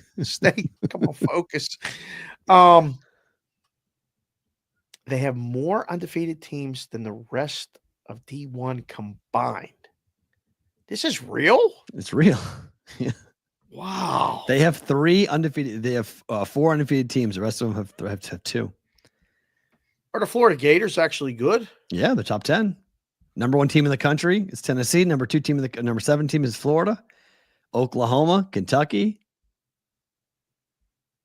It's wild. And then Auburn's in there. Like, just throw Auburn in there. Number 2. Miss is in there. The number 2 team in the country. I mean, it's remarkable. They have number 1, number 2, number 4. They have 3 of the top 5. Very top heavy, P-Roll, though. No. Very, nope. These middle teams, you think there's meat behind those teams? Dave, 16 teams in the conference. ESPN's got 12 of them in bracketology at the moment. 12. That breaks the record of 11. They're very mad about the SEC not being represented in the football. They don't So give they're a going to crap. overdo the Stop basketball. Will you stop that? The That's such a SEC joke. is That's going such to a joke. inundate It's the such a joke. basketball. That is not even 12 remotely. out of 16? Yeah. More than the Big 12? Well, it's a better conference than the Big 12 is right now by a ways. Oh, my Lord. SEC top to bottom. I mean, South They ain't Carolina. played nobody yet. What do you mean they ain't played nobody yet? What are you talking about? All they have is played non-conference games. They haven't played each other yet. SEC stinks. What? They You're being played ridiculous. the ACC. They beat them in all them What are you games. talking about? That's one challenge. One challenge. One game on their schedule. And they played all the directional state schools and all that What other are stuff. you're just Like, talking out of I your don't butt know. now. Like, What are you no, talking there's like about? 3 teams that played like 3 good games. There's 3 teams that played 3 good games. Go What are through you? Tennessee's schedule. What- Tennessee's a very good basketball team, and see who they played, and then we'll look at Mississippi State's 9-1 record. Okay. I mean, Ten- look at Tennessee's schedule. They played legit teams, right? They Go ahead. played. They played Baylor and beat them 77-62. Good game. Okay. They whipped them. They played Illinois. They beat them. Tennessee. This is a good example. This is a good schedule. Go. Okay. They beat Who else? Virginia. They beat Virginia 64-42. Virginia's not a very good basketball team. They beat Louisville 77-55. Another good program. Go ahead. I'm just saying, like, they're not just, they beat Syracuse 96-70. Well, you know how CBW They're feels killing about people. They're not just Syracuse. beating people, they're killing Tennessee, people. that's a good schedule, right? Florida Yes. beat Florida State 87-74. They beat Virginia 87-69. They beat Arizona State school, ACC school, 83-66. Big 12 school. Okay. Okay. On that. Oklahoma. Look at Mississippi State schedule. Look at Mississippi State schedule. Just go through their. They've played 10 games. Okay. They played Pitt and beat them 90-57 when they were ranked. Continue. They beat the crap out of them. Just name all the schools that they played. I don't need the score. Just go from top to bottom. Who did Scores Mississippi matter in State play? basketball. I mean, they Who did West Mississippi Georgia, State play? Georgia State, Southeast Louisiana. Those are 3 cupcakes to start, like everybody does. Everyone plays cupcakes to start. And they then played Utah, SMU on the road, UNLV, Butler, their only loss, Pitt, Prairie View, McNeese, and now they got Central Michigan coming up tonight. okay, so that's good. So they played their 3 best games are Pitt and 2 other teams. Yeah, but we aren't talking about Mississippi State as being like one of the best teams in the country. But I it's said a the tournament middle team. of that conference It's a little good. soft. It's really It's good. soft. It's 12 What do you- teams in. I mean, Oh, this is the ESPN bracket. Come on now, Mr. Oh, SEC I guy. Hold on. Okay. Hold on. Okay. I mean, you take a Missouri, okay, middle of the pack Missouri, right? They beat the number 1 team in the country. They got a good win. That's good. They beat should Kansas. be higher. They beat Yes. Kansas, okay? They beat Cal. Okay, at the middle of the pack that has a monster win on the resume by beating Cal 98-93 and beating Kansas 76-67. Middle of the pack. Is that a quadrant 1 win? Yeah. Arkansas, okay, middle of the pack. Arkansas beat Michigan, and when they were ranked 89-87, they beat Miami 76-73. They beat a lot. They lost to Baylor and they lost to Illinois. Those are the 2 losses for Arkansas. Yeah, so I'm not far worried this year. about Cal. Cal's playing whoever won't play him. That's good. 12 Alabama. 12 is a bit extra. Okay, Alabama's a good basketball team. They beat Alabama's number a good 6 basketball Houston. team. They beat number 12 Illinois at the time. They lost to Oregon. They beat North Carolina. They beat Creighton. Like, Alabama's a really good basketball team. They're 6th in the country. Like, the SEC top to bottom, you can get 12 in. You can legitimately put 12. is too many. You Nobody can wants put to them in. see You can 12. put 12 in. Well, I mean, how many teams get in it? It's still 68 teams in a tournament, Correct. right? Yeah, They 31 didn't at expand large, it. 33 automatic, 31 at large. Or no, 34 at large, sorry, including the playing games. So 34. So right now, and again, it's December 17th, and we're just looking for stuff to talk about. But does the SEC are they going to be the conference with the most teams in a tournament when we get to March? Yes, but they may not get 12. They may not break the record. Big 10 had the record of 11. The Big 10 has the record? I believe so. Or maybe Big 12 Wow. is the record. I Or thought it maybe was a Big 12. Big 12 was the record. Yeah, Big 12 got the Okay. record. Sorry. Yeah, Big 12 was the record. All right. They had 12. 11 other 12 teams got in. All right. So yeah, they definitely will beat down on each other. Thank you. Sure, Zach. That's good to see. but they got non-conference games to hang their hat on. If they beat up on each other, they're more likely to get 12 teams in. Right. It's better if the top 3 or 4 hammer everybody. Yeah. And then there's a separation there. Then there will be less teams getting in. But if they beat up on each other, like if 12 beats 1, you're going to see the 12 get in. Tell you what, really the ACC, I'm not kidding, is not a good basketball conference right now. So does North Carolina get worked tonight by Florida? The Juice came in and said, didn't he just say that, let's see, where does it say? Heels. Oh, that's Ian Lights Out. Heels will beat the Gators tonight. Will they? I don't know. Carolina's got a lot of issues. I would like it, but I don't know. I mean, they're 6-4 on the year. They've lost to Kansas, Auburn, Michigan State, and Alabama. Every good team that North Carolina has played, they've lost. Is this a neutral or is this semi-neutral? Where's the game? It's the Jumpman Invitational. Oh. It's being played at. They gotta have great merch at the Jumpman, right? Oh. By the way, did you see? Thank you, CBW, for he tagged me and you. They're doing that Players Era thing here for women. Yeah, $1 million in NIL for the women next year. Right? We're taking the kids. Right? I'm going to find a way to take. I'm going of course. to go. Be fun. Go watch these girls play. Hopefully, they get a nice field. My guess is that they're going to get a great field if they're going to do that. If they're going to pay $1 million. Yeah, they're going to get a great field because no one's doing that in the women's game. So you're going to get you'll get Iowa, you'll get South Carolina, you're going to get UCLA, you're going to get USC. Right. You'll get the big teams to come in for that. Okay, so the Spectrum Center is where? I think it's in Florida. No, it's in Florida. Yes, but I think it might be in Tallahassee. Somebody type it in Orlando. Chat. Find out where the Spectrum Center is. I think it's in Orlando. It wasn't so busy the holidays. We got to go. Oh, it's in Charlotte. Wow. No, it's in Fort Lauderdale, right? Yeah, it's in Fort Lauderdale. It's in Florida. It's a semi-home game for Florida. I don't know. It's like when Bama played in Birmingham. Ian Lights Out said Charlotte, North Carolina, or Charlotte, Florida. No, it's not North Carolina. Hornets Arena. Wait a minute. This is a semi-home game for North Carolina? The Spectrum Center. I thought it was a semi-home game for Florida. Oh, it's a semi-home game for North Carolina. For okay. That makes it a little easier for North Carolina. They'll have their fans there then. Thank you, Ian Lights Out. I thought the game was a geography question. I was betting on you, Ian Lights Out. It's in North Carolina. Thank you. Wow. Spectrum Center in Charlotte, North Carolina. That's what 3.5 and not larger. Okay. Huh. You're gonna have the Carolina crowd there. That will make it hard. They can't make baskets. Yeah, they can. They can't play defense. The crowd can't make buckets. Oh, yeah. I'm worried about the crowd. I don't know. That would be a stay away game. I thought the game was in Florida. If it was in Florida, I would say keep the Gators, but now I'd be a little more hesitant on laying the 3.5. Will Belichick be at the game? Probably, yeah. My guess. Probably just be there as much as possible. See him sign a kid from Holy Cross? Sure. Keep going, Bill. All you. Finally, number 25, Clemson's laying 2 at South Carolina. Another ACC SEC clash. Surprise, Clemson's favored here. Really? Yeah. Why? Surprise. South Carolina at home. Oof. Be careful. Be careful with. First thought is Clemson. When I just saw it, I don't know. Why? DePaul is getting 12 against St. John's? Yes.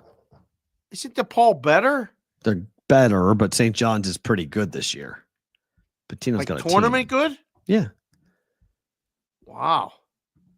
I'm just scrolling through the bottom of the board right now. They just smacked Kansas State. Wow. Huge move against Bobby Moe.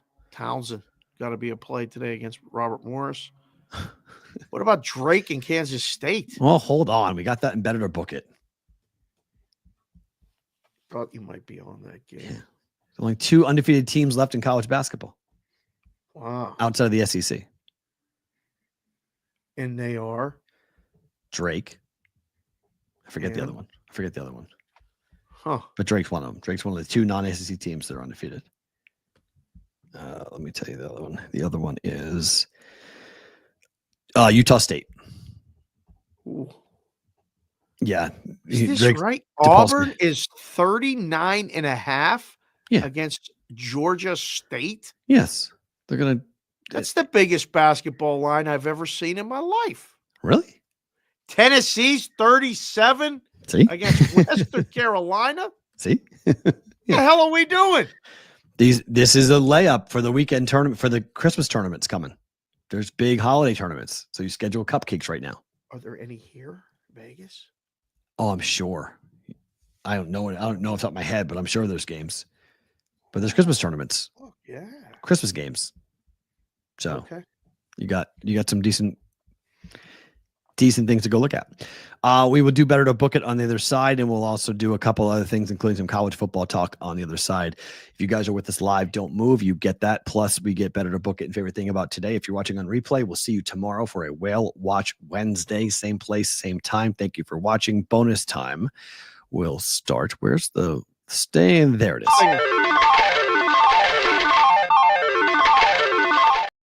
Couldn't find the stinger. I was looking around. I was like, where did it go? It was hiding. Too many things on the screen. Pretty soon we'll have an AI for the stingers. It'd be great to be fun, just to go ding and fire it. It'd be great to make my life easier. Yeah. Okay, so here is the question: is this the best trophy in the history of college sports? Wow. This is an actual working Pop-Tart Bowl trophy. General Electric was commissioned to build this trophy with an actual toaster that works. Oh my. You can toast Pop-Tarts in the trophy if you win the Pop-Tart Bowl. Next, they'll have a milking machine with this. Have Pop-Tarts and milk. Are we a fan of the Pop-Tart trophy? I love it. I love it. I think it's great. Interactivity with the trophy.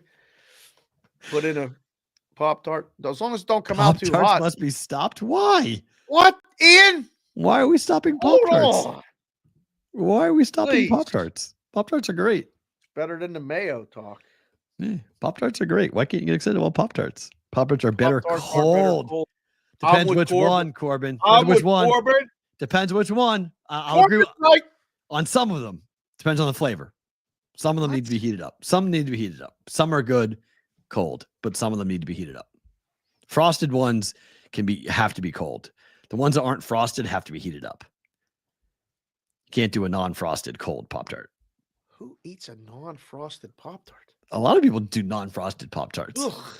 Well, I'm just saying that they've got to be frosted and they've got to be heated up.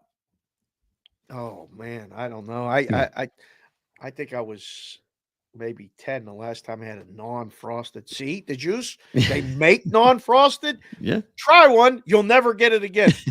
Right. Once you go frosted, you don't go back. That's it. Frisco Bowl is tonight in Frisco, Texas. Here we go. West Virginia. We start the bowl season Right. up against Memphis. Now, Memphis has almost their entire team.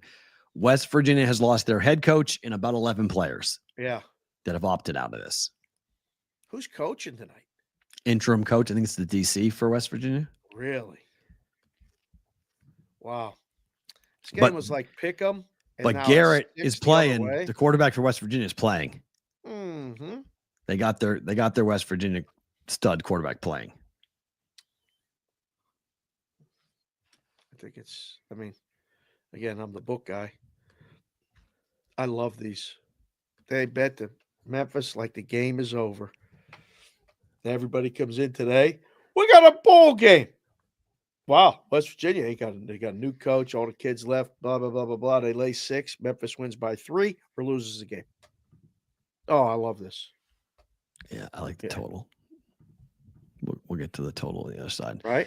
Time for Bet It or.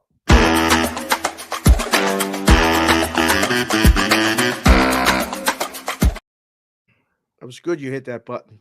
I was thinking I was going to ask AI for something else.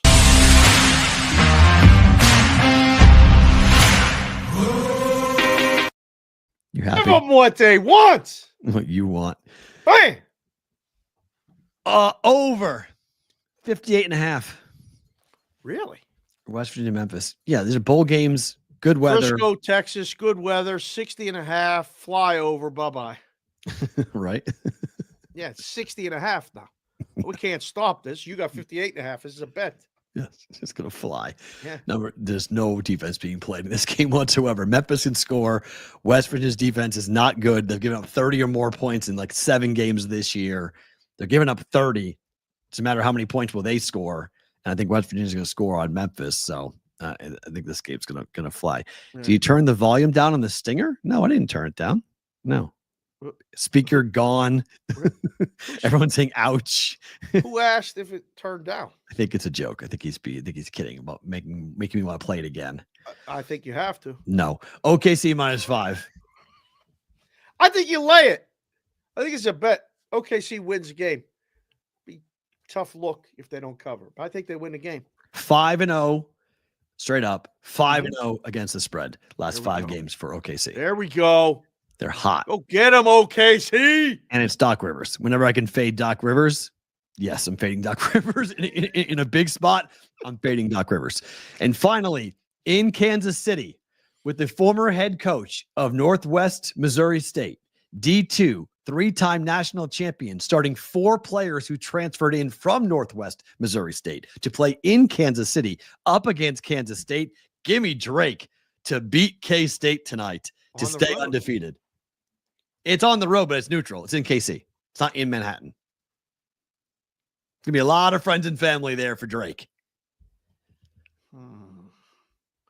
What does Ken Palm say?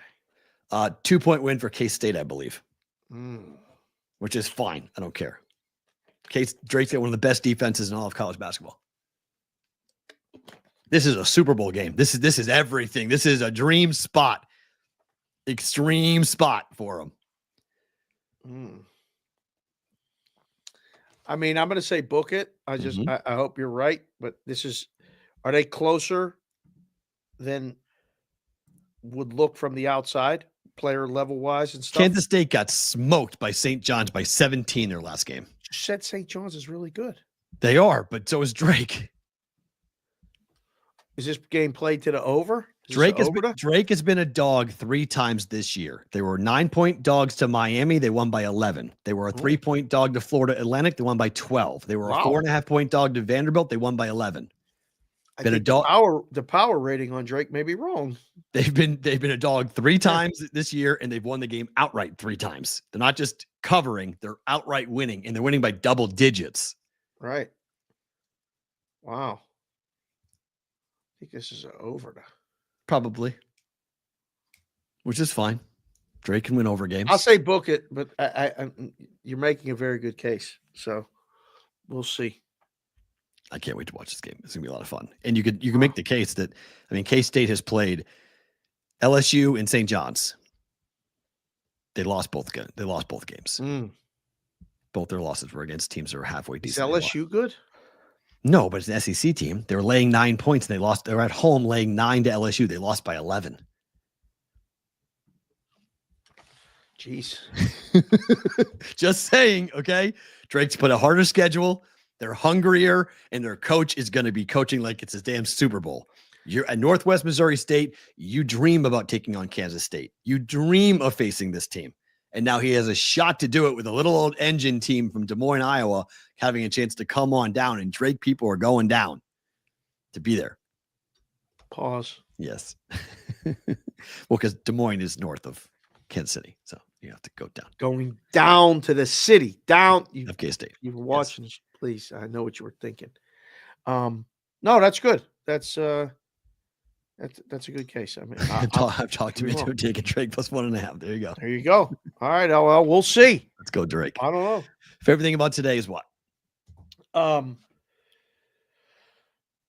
We got everybody at home, right? There's complete chaos. I leave to go. All I was doing was going down to the Fay. I was going to walk in a book, and if the guy was there that I sometimes see on Tuesdays, I was going to say hello to him. I was going to grab the sheets and stuff and prepare for the show.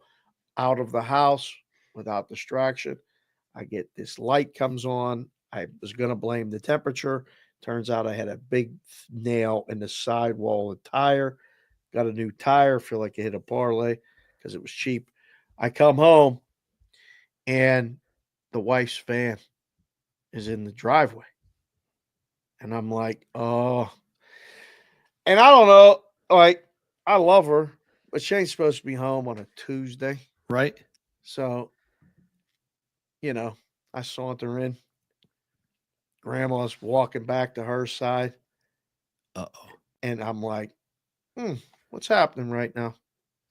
Because I know the little ones at school. Right. I'm not sure where the big ones are yet. And I walk in and I see the wife. I said, hey, what are you doing here? She's at the table, working away, typing away on, working from home, whatever the hell she's doing. I said, you working? What do you think I'm doing? I'm just you're sitting at the table, the van's in the driveway. I didn't know you were going to be home. Nobody tells me shit in this house. Why are you home on a Tuesday? I just want to know if you're working. Yes, I'm working. Why? I just went, you want to go get in the ring a little bit? Maybe. Does your wife know you're saying this on TV? She goes, I'm going to take Kelsey to the dentist. She's getting her teeth pulled today.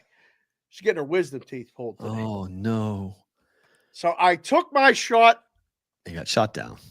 No title shot. No nothing. 0. So I get to finish the show, and then I get to go to lunch with my daughter without her wisdom teeth. These kids get older, and they lose things and things, whatever. She's going to be no more wisdom teeth and Looney no Tunes. title shot. In Looney Tunes. No. For me, I love when good things happen to good people. So when TJ Otzelberger was the head coach of South Dakota State, the Iowa State head coaching job was open. Jamie Pollard, the athletic director of Iowa State, told TJ Otzelberger he wasn't ready. He wasn't ready for the job. Wasn't going to be something that he could be considered, go somewhere and win. So he came here. And he spent 2 years here, and he probably would have stayed long-term, but he had some bad things happen at UNLV, unfortunately for TJ. And I wanted him to stay, but fortunately for him, he got a chance to go back because there was a coaching change. Somewhat unexpected, but they made a coaching change because things went really south very fast for Iowa State. And this time, Jamie Pollard went, okay, I'm going to give him a shot. Well, it's been pretty damn smart for him to go ahead and do that because today, Otzelberger got an extension till 2032. Till 2032, he gets an extension. So not only is he going to be the coach for Iowa State for now, he's the coach for Iowa State for a long time. They got their guy. TJ's wife Allison is one of the best in the history of Iowa State women's basketball. She's top 5 scoring leader for Iowa State. They are a Cyclone family. Oh, so they're entrenched. That's it. But she's from Australia and hates the cold. So she hates the cold, but they love Ames and they love Iowa State. And they are 100% through and through Cyclones. TJ was on the staff for Greg McDermott when Greg was there. That's how TJ initially left from Wisconsin. He's from Wisconsin to move down to take on the Iowa State job. He was the head recruiter and top assistant coach for Coach Mack for years. Goes to San Diego, goes to South Dakota State, goes into the tournament with South Dakota State. Mike Dahm, remember that name? He was on TJ's team. That they made that run. And then he gets the UNLV job, and now he's at Iowa State. So congratulations to the Otzelbergers. I think it's from a coaching perspective, if you have a chance to actually sit and be somewhere for a very long time, it's a rarity. You don't get it very often. But Coach Mack has it in Omaha, and now TJ's got it in Ames. It's pretty cool. So congratulations to Coach Otzelberger, TJO getting that long-term deal to stick around. 2032, 8-year extension. I'm not sure I'd give Jess an 8-year extension right now at this point. And I love her dearly. It's a long time. Sure. I know she wouldn't give it to me. I ain't saying nothing out of line. She wouldn't give me an 8-year extension. Son of a mother. Oh, Cody Bellinger to the Yankees? Yep. Bellinger and Cash go to the Yankees. Reliever goes to the Cubs. Wow. Cubs giving up on Bellinger is interesting. What's the reactive move by the Cubs to trade away Bellinger? Well, they went and got Tucker. Right. So that's going to piss off Cub fans. You're going to take Tucker over. You wanted them both. You wanted Tucker and you wanted Bellinger. You didn't want it either or. You want them both. Bet the Yankee K props over. Seriously. Bellinger in the middle of Stanton and Judge. Judge just went from Cody Bellinger, from Juan Soto hit in front of him, to Cody Bellinger. Oh boy. There's going to be a lot of swing and misses in that lineup. Guys, thank you for being here. We'll talk more about that trade tomorrow. We'll watch Wednesday. Alex Kane joins us for the final time in 2024. Looking forward to talking to him and seeing you guys there. It's our last Wednesday show for 2024. One more happening week of shows tomorrow. Yep. Wednesday, Thursday, Friday, Saturday, Monday, Tuesday, or not Saturday, Monday, Friday, Monday, Tuesday, and then we're done. So 5 more shows of 2024. He's Dave. I'm Matt. Tomorrow, we'll watch Wednesday. Hope to see you all here for BBB.